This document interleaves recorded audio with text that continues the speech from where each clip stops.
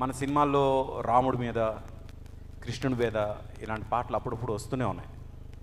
వాటిని పర్ఫామ్ చేస్తూనే ఉన్నారు, అన్ని రకాలుగా ఇది చేస్తూనే ఉన్నారు. ఏది చేసినా అంటే నేను ఈరోజు ఇక్కడికి రావడానికి కారణం అయితే నా భగవద్గీత అనుకుంటున్నాను. అందుకు దాని గురించే మాట్లాడదామని.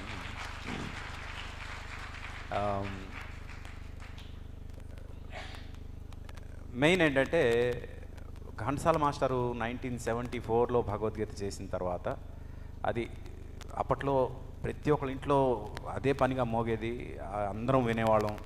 ప్రతి శ్లోకం కూడా నిద్ర నుంచి లేపినా పాడేంత ఇది అలవాటు ఉండేది. సడన్గా మధ్యలో ఒక 2 జనరేషన్స్కి భగవద్గీత డిస్కనెక్ట్ అయింది.